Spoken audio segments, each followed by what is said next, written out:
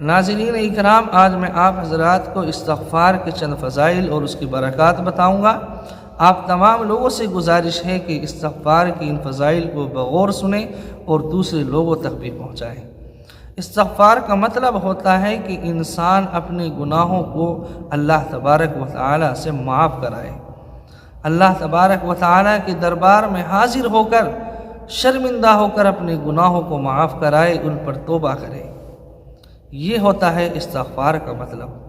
اور جس انسان نے اپنے اوپر استغفار کو لازم پکڑ رکھا ہے، یعنی وہ ہر وقت استغفار کرتا رہتا ہے، تو اتنے انعام اس انسان کے لیے اللہ تبارک و تعالی نے اور اللہ کے نبی نے بیان کیے ہیں کہ انسان ان کو سوچ بھی نہیں سکتا ہے۔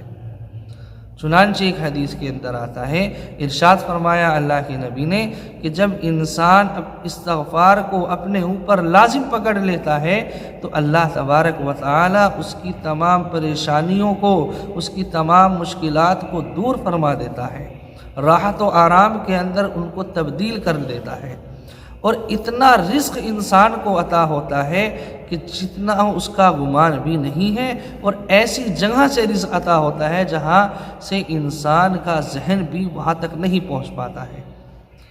قرآن کریم کے اندر بھی اگر ہم غور کریں، پڑھیں، تو اللہ تبارک و تعالی ارشاد فرماتا ہے فَقُلْتُ اسْتَغْفِرُوا رَبَّكُمْ إِنَّهُ كَانَ غَفَّارًا، کہ تم اپنے رب سے اپنے گناہوں کو بخشواؤ، استغفار کرو، تمہارا رب غفور الرحیم ہے، گناہوں کو بخشنے والا ہے۔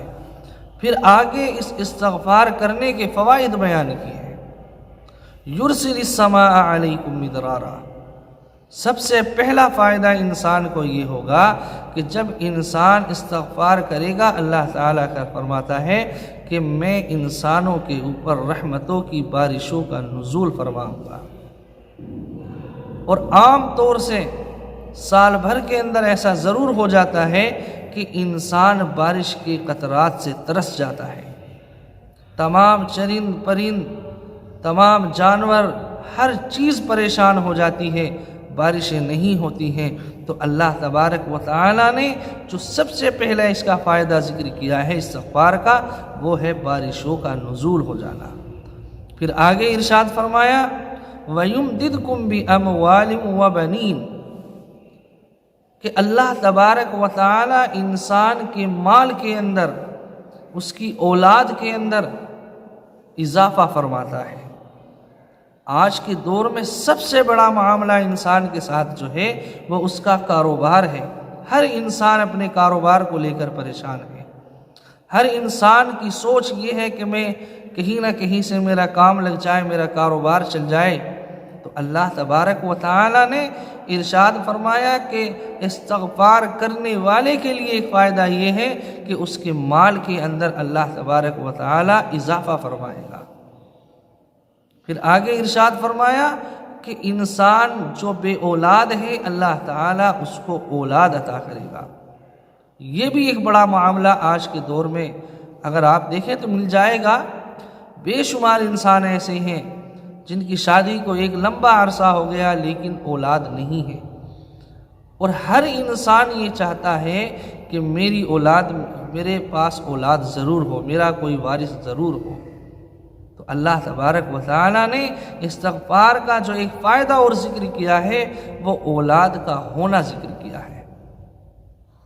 پھر آگے ارشاد فرمایا وَيُمْدِدْكُمْ بِأَمْوَالٍ وَبَنِينَ وَيَجْعَلْ لَكُمْ جَنَّاتٍ وَيَجْعَلْ لَكُمْ أَنْهَارًا۔ اس استغفار کے جو فوائد دنیا کے ہیں وہ تو بیان اللہ نے کر ہی دیے، آخرت کا فائدہ انسان کے لیے یہ ہے کہ اللہ تعالیٰ انسان کو ایسی جنتوں کے اندر داخل کرے گا، ایسی جنت انسان کو عطا کرے گا جس کے نیچے سے نہر جاری ہوں گی۔ تو استغفار کے اتنے فائدے انسان کو ہیں کہ انسان وہم و گمان بھی نہیں کر سکتا ہے۔